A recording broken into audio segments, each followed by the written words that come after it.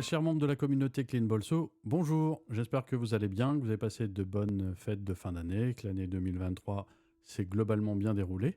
Alors au nom de toute l'équipe Clean Bolso, je vous souhaite une excellente santé pour l'année 2024. Je pense que c'est la pierre angulaire de plein d'autres belles choses. Si le corps et l'esprit vont bien et qu'on gère relativement bien ses émotions, globalement, il n'y a pas de raison qu'il n'y ait pas de performance et donc de bons résultats. Donc c'est vraiment ce qu'on vous souhaite, c'est de prendre soin de vous. C'est toujours plus facile à dire qu'à faire, mais ça a moins le mérite d'être une performance que de prendre du temps à organiser sa santé mentale et sa santé physique. Donc vraiment, on vous souhaite de belles expériences en 2024 sur le plan personnel, mais aussi sur le plan sportif et plus particulièrement sur le plan du golf. Alors c'est vrai que c'est devenu depuis quelques années maintenant mon sport de prédilection. Je suis vraiment passionné par ce sport, je trouve que c'est assez proche de la vie. Il faut des objectifs, c'est pas toujours facile. Il y a les émotions, et il y a la recherche d'exigence, de performance. Voilà, il y a plein de choses qui sont très analogues à ce qu'on vit dans la vie de tous les jours. Des belles rencontres, des rencontres moins faciles, des valeurs qui sont parfois bafouées, au contraire des belles valeurs qui sont mises en avant. Voilà, il y a plein de choses qu'on rencontre dans le monde du golf. C'est vrai qu'on les rencontre aussi dans d'autres sports, hein, je vous rassure, parce que je suis aussi resté très fan de sport collectif, particulièrement du foot. J'étais très, très attaché au football aussi, je le suis encore. Un peu moins, je l'avoue, mais je le suis toujours. Et puis j'ai appris récemment, grâce au golf, à faire une belle rencontre avec une personne, un certain Pascal, qui est président d'un club de volley.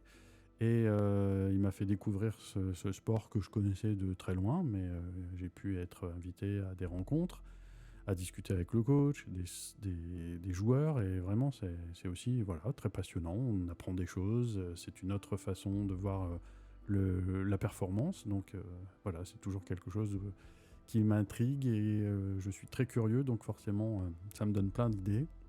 Et c'est la raison pour laquelle aussi je voulais faire un petit bilan avec vous en ce début d'année sur ce qui se passera sur la chaîne YouTube Clean Bolso et Cap Bon Sens Préparation Mentale pour le bien-être et la performance, puisque je ferai encore de nouveaux interviews avec des sportifs d'univers différents que celui aussi du golf, parce que je trouve que c'est intéressant d'apprendre comment dans le volley, dans le foot, l'aviron, le tennis, plein de sports de ce genre, on apprend à gérer son mental, mais aussi à prendre soin de soi pour être justement performant et obtenir de ce fait des résultats.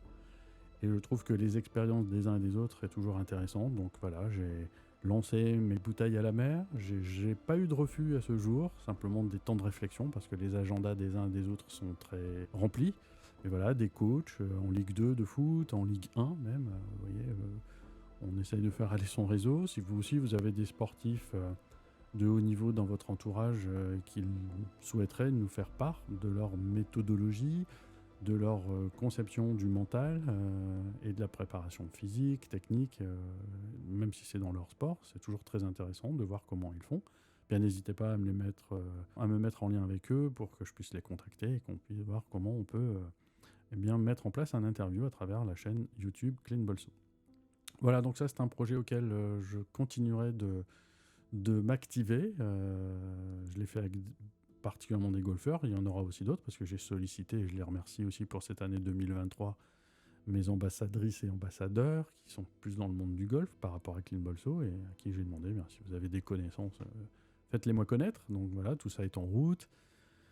Maintenant, tout n'est pas sous mon contrôle, donc j'espère que je pourrai vous apporter régulièrement ce genre d'interviews, d'échanges.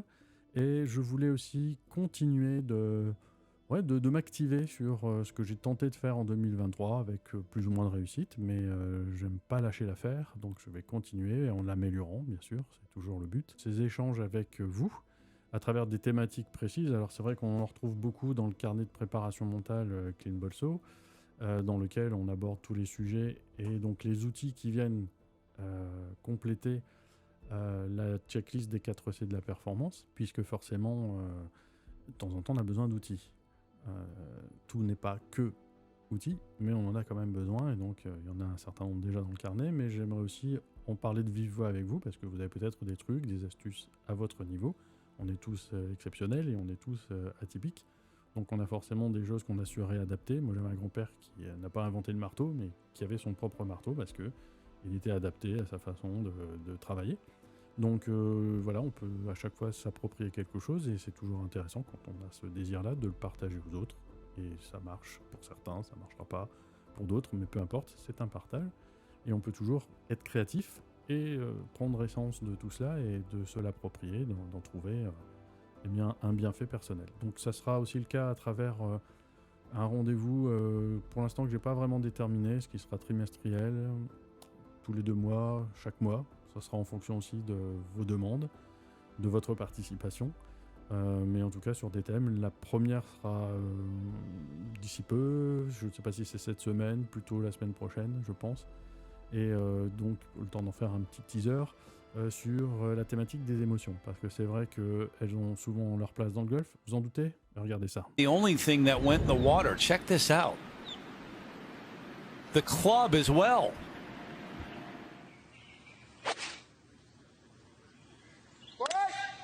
Left for bogey to the 11th. Brooks Koepka also going with driver. Obviously, this hole playing quite long. Heavy air, and he is unhappy. In 5th place, Sergio Garcia, known for his flair, with his first shot going for a swim.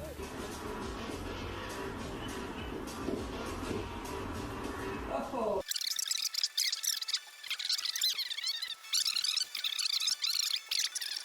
10, 12, 15 number of times, right? Club. Oh yeah, here we go. Wow, he was Been there. bubbling. That's not fun. Well, Donc effectivement, on a peut-être vécu, moi je l'ai vécu, hein. J'ai des fois vu des commentaires sur ce genre de petites vidéos en disant c'est inadmissible, c'est pas étiquette, etc. Une émotion, des fois ça se contrôle pas toujours, donc moi je suis pas là pour juger. Je pense que j'adore cette formule, tout est poison, rien n'est poison, c'est la dose qui fait le poison. Alors des fois, on ne sait pas trop justement ce qu'est une émotion, c'est pas y mettre correctement les mots, alors c'est toujours facile de dire il faut pas le faire, il y a l'étiquette. Oui, moi j'ai déjà vu des McIlroy, j'ai déjà vu plein d'autres joueurs péter un plomb aussi, donc vous voyez, ça arrive à tout le monde. Je veux pas faire la cour d'école, ça c'est bien, c'est pas bien. Donc il arrive un moment, souvent on ne sait pas faire parce qu'on ne connaît pas suffisamment. Alors connaître ne suffit pas toujours, parce qu'après il faut passer à l'action. Mais dans un premier temps, c'est hyper important de connaître, savoir comment on fonctionne, comment ça se passe là-dedans. De plus en plus, on est OK avec le fait de dire que plus de 50% du résultat final est lié à une performance qui elle-même est liée à le mental. Donc c'est vrai que ça prend de plus en plus de place, et plus on va monter dans la hiérarchie technique et professionnelle, plus les enjeux sont importants et plus la part mentale va prendre de la place. Maintenant, il faut savoir comment on fonctionne. À l'école, on nous apprend à utiliser notre cerveau, mais on ne nous apprend pas vraiment à savoir comment il fonctionne. Et ça, c'est bien dommage, parce que si on savait comment il fonctionnait, après on pourrait faire des adaptations personnelles, parce que comme je le disais tout à l'heure, on est chacun différent face à ça, on a beau avoir les mêmes bases, on a toute notre singularité. Donc forcément, à un moment, il faut savoir l'adapter à soi. Et les petits ajustements font toute la différence. En Formule 1, ils ont tous à peu près des moteurs qui répondent à des exigences, et pourtant il y en a qui vont plus vite que d'autres, parce qu'il y a des petits réglages qui sont faits à la fois par le pilote, les techniciens, les ingénieurs, tout ce que vous voulez. Mais ces sommes-là font qu'à un moment, la voiture n'est pas la voiture d'à côté. Et bien notre cerveau, c'est un peu la même chose. Donc on apprendra les basiques. C'est quoi une émotion, par exemple? Elle répond à quoi? Et qu'est-ce que je peux faire derrière quand elle apparaît? Déjà, pour qu'elle apparaisse, il faut déjà que je l'identifie. Vous voyez, donc tout ça, il faut apprendre. Donc on fera ça ensemble. Je le ferai d'une façon, je l'espère, un peu ludique. Moi, j'aime bien m'amuser. Donc je mettrai le lien. On fera un home studio virtuel. Vous viendrez, vous toquerez, et je laisserai rentrer les 10 premières personnes, par exemple, et on pourra participer. Je pourrais faire plus, mais après, ça devient peu gérable.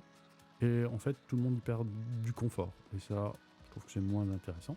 Ça sera mieux après en forme de podcast. Donc vous l'écouterez quand vous voulez, où vous voulez, au moment où vous voulez. Voilà, il y a plein de choses que vous pourrez faire. J'aime bien le côté aussi libre et sans contrainte, c'est important. C'est pour ça que j'aime bien, effectivement, dans l'histoire Clean Bolso, chacun peut après plus ou moins l'adapter, même si j'aime donner quelques bases. Mais après, chacun, des fois, fait différemment. Il dit, ah bah non, moi je le mets là, je fais ça. Bah, c'est super. Voilà, l'essentiel, c'est d'y trouver son compte, et ça, c'est plutôt intéressant. Sachant qu'on alimente les basiques, la fameuse checklist, voilà, c'est important, dans quel ordre je le mets, pour apporter du bien-être et de la performance. Je mettrai un peu plus l'accent aussi sur le fait que tout ça est grâce à vous. C'est une véritable communauté. J'ai abandonné l'idée de passer par des grandes plateformes commerciales avec des noms prestigieux parce qu'ils ont des exigences auxquelles je ne peux pas répondre. Et sur le plan déontologique, c'est pas toujours en accord avec ce que je suis et ce qu'on veut faire avec Emmanuel à travers Clean Bolso. Donc forcément, choisir c'est aussi renoncer. Et j'ai préféré renoncer. Alors c'est beaucoup plus long, c'est pas toujours facile, mais voilà, moi j'ai envie que ça soit un produit aussi et un concept, parce que je pense que c'est plus qu'un produit.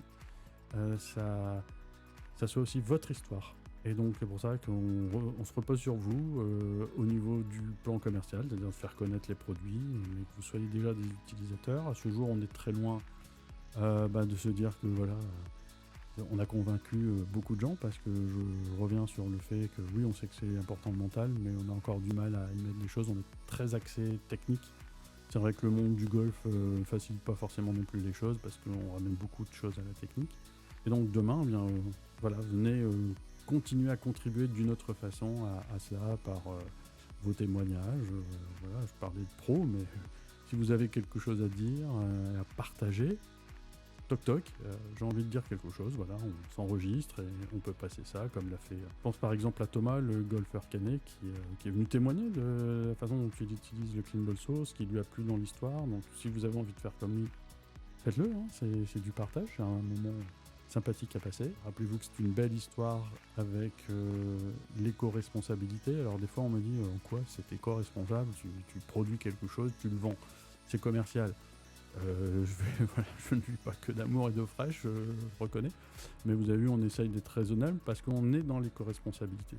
Voilà, on n'a pas envie de faire des promos, de tout et n'importe quoi, faire travailler des gens à n'importe quel prix. On n'a pas envie de faire venir ça de je ne sais où et de pas trop respecter l'empreinte carbone, des choses comme ça. Alors, il est toujours temps de se réveiller, hein, mais si personne ne fait rien, il ne se passera rien. Je ne sais pas si ça contribue à énormément de choses, mais le peu qui est fait, on a envie de le faire et on le fait avec notre cœur. Le fait déjà de moi de rencontrer des gens dans des ateliers de réinsertion, quelque part de contribuer à leur bien-être et à leur performance de demain. Certains, vous voyez, depuis plus d'un an que je fréquente cet univers-là, sont partis dans des belles aventures alors qu'ils étaient à un moment au fond de la piscine, comme dirait l'autre, au fond du bunker. Et ils en sont sortis, et puis maintenant, ils ont un index top quoi, sur le plan professionnel. Donc voilà, ça c'est génial, parce qu'à un moment, ils ont rassemblé un Clean Bolso, ils ont contribué à ce que ça se passe bien, aussi insignifiant que cela peut paraître. Eh bien voilà, ce sont des belles aventures humaines, donc voilà, ça aussi c'est de l'éco-responsabilité en soi. Donc on essaiera de le marteler un peu plus en 2024, et faites-le aussi de votre côté, prenant conscience de ça. Je ne sais pas si certains l'ont parfois remarqué, hein, on aurait pu utiliser des sachets recyclables, mais moi j'ai un de mes voisins qui travaille dans le recyclage.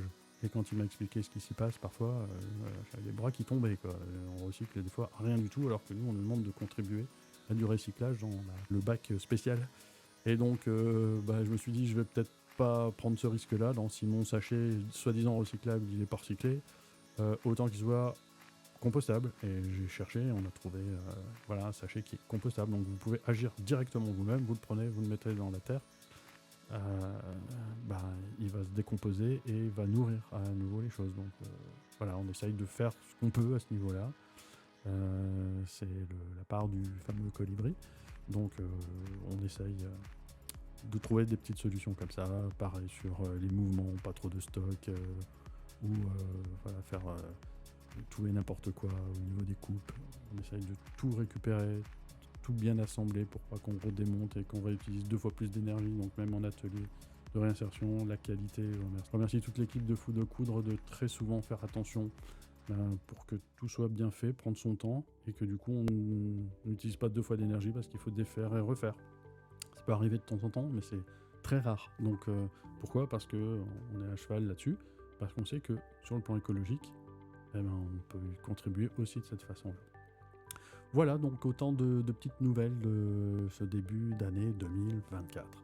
Donc je vous souhaite de bonnes parties de golf d'ici le prochain rendez-vous, donc sur les émotions. Je vous demanderai de mettre en commentaire si vous trouvez qu'il y a un horaire, un jour plus particulier où ça serait intéressant de le faire. Eh bien, dites-le moi, comme ça je me tromperai aussi moins. Hein, je vous l'ai dit que c'est participatif. Peut-être que l'année dernière, j'ai pas utilisé les bonnes journées, les bons horaires. Parce que je sais que vous travaillez pour certains très tard, vous avez des occupations aussi familiales, etc., etc.